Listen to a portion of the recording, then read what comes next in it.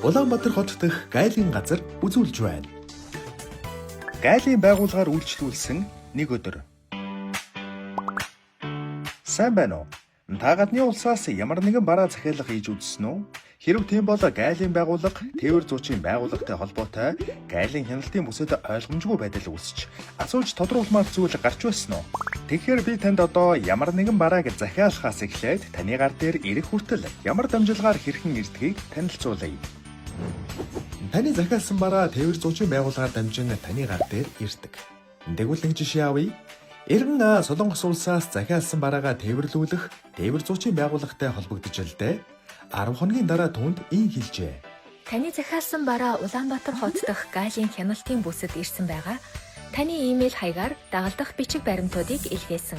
Та дараах баримтуудыг үндэслэн гайлын байгууллагад цахимаар эсвэл гайлын зуучлагч байгууллагаар дамжуулан бараагаа мэдүүлээд гайлын хяналтын бүсэд ирж бараагаа аваарай. 2 дугаар хэсэг. Бараагаа гайлд хэрхэн мэдүүлэх вэ? Хэлийн жандаас ажуулсан бараагаа гайлын байгууллагад гайлын мэдүүлэг нөхөж бичин мэдүүлдэг. Та гайлын мэдүүлгийг гайлын зуучлагч байгууллагад хандан төлбөр төлөөд мэдүүлгээ нөхөж бичүүлэх эсвэл төлбөр төлөхгүйгээр өөрөө гайлцэг эмээн сайтаар нэвтэрч ороод бараагаа цахимаар мэдүүлэх боломжтой. Бараагаа цахимаар өөрөө мэдүүлэхдээ гайлын байгууллагын сайт руу хэрхэн хандахыг харуулъя. Ингэхдээ legal.info.mn-с гайлын ерөнхий газрын даргын 2016 онд А82 дугаартай тушаалаар баталсан гайлын хилээр нэвтрүүлэх барааны мэдүүлгийг нөхөн бичих заавартай танилцах хэрэгтэй. Заавар дотор аль хүснэгтэд ямар мэдээллийг яаж нөхөж бичгийг тодорхой тайлбарласан байгаа. Жаахан цаг гаргаад уншаарай.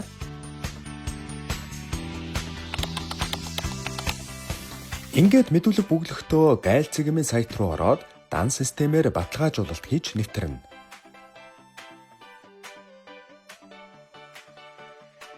Та өөрийн барааны онцлог тохирох зэсийг сонгож ороод мэдүүлгээ бүглэнэ.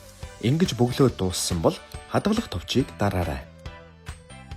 Удалгүй таны гайлын мэдүүлгийг гайлын байцаагч шалгаж дуусгаад бичиг баримтын шалгалт хийгдсэн төлөвт оруулснаар татврын нэхэмжлэх үүсдэг. Дагалдах бичиг баримтаа бүрэн гүйцэд оруулснаа сайн шалгаарай. Учир нь дутуу болон буруу оруулвал мэдүүлэг буцаагддаг шүү.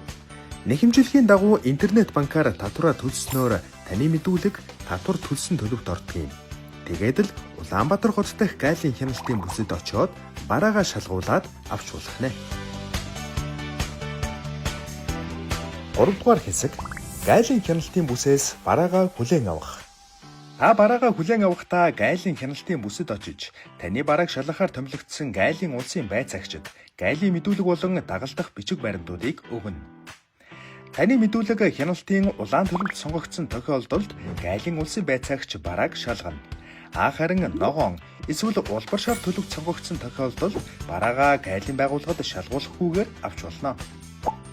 20 цээр эрүүл ахуй чанарын тохирлын хяналтад хамрагдах бараанд 20 цээрийн хяналт хариуцсан гайлын улсын байцаагч томилогдож шалгалт хийсний дараа хяналт шалгалт хариуцсан гайлын улсын байцаагч таны хүлээн авах барааг гайлын мэдүүлэгтээ тулгаж шалгаад зөрчил илрээгүй тохиолдолд шалгалтыг дуусгаж гайлын мэдүүлгийг шалгалт хийгдсэн төлөвт оруулдаг. Дээрх шийдвэрийг үндэслээд гайлын улсын ахлах байцаагчаас зөвшөөрөл олгосноор та бараагаа хүлээн авах боломжтой болдог юм. Хэрв та хүсвэл барааны гайлын мэдүүлгээ гайлын байцаагчаар хэвлүүлэн авч болно. Гэхдээ гайлцэг эмээнээс өөрөө хэвлээд авсан ч болно. Гайлын улсын байцаагчид бараагаа шалгуулж дууссаны дараа та тээвэр зуучийн байгууллага болон гайлын хяналтын бүс эзэмшигчдээ тээвэрлэлт мөн бараагаа хадгалуулж ачиж буулгахад гарсан зардлын тооцоог хийж дуусгана. Бас нэг зүйлийг тодруулж хэлэхэд хилийн чандаас таны хүлээн авах барааг хадгалж буй гайлын хяналтын бүсийн үйл ажиллагааг аж ахуйн нэгж эрхэлдэг учраас барааны хадгалалт, ажиж буулгах ажлыг тухайн аж ахуйн нэгж хариуцаж гүйцэтгэдэг. Өөрөөр хэлбэл гайлын байгууллага хилээр нэвтрүүлэх бараанд гайлын хяналт шалгалт бүрдүүлэлт хийж ажилладаг. Хэрв танд тодруулах шаардлагатай ойлгомжгүй асуудал үүсвэл гайлын хяналтын бүсийн үйл ажиллагаа эрхэлж буй аж ахуйн нэгж, тээвэр зуучлагчийн байгууллага эсвэл гайлын байгууллагын үйл ажиллагаатай холбоотой эсхийг ялгаж салгаж ойлгох нь зүйтэй. Таны барааг гайлын байгууллагаас шалгаж дууссны дараа тээвэр зуучийн байгууллага болон гайлын хяналтын бүс эзэмшигч аж ахуй нэгжтэй тээврийн болон хадгалтын хөлс төлж дуусгахтай холбоотой үүссэн асуудал гайлын байгууллагын үйл ажиллагаанд хамааралгүй юм. Иймд гайлын хяналтын бүсээс бараагаа хүлээн авах явцад үүссэн альва, авилга, ашиг сонирхлын зөрчлийг гайлын албан хаагчдтай холбоотой мэт буруу ойлгох тохиолдолж байдаг. Гайлын байгууллага нүүр тулсан харилцаанаас татгалзсан бичиг баримтын шалгалтыг нэг цэгт төлрүүлэн цахимжуулснаар та бараагаа хүлээн авахын тулд нэг л удаа гайлын хяналтын бүсэд очиход хангалттай. Танд товчхон ойлгомжтой мэдээлэл өгсөн гэж найдаж байна. Анхаарлаа хандуулсанд баярлалаа.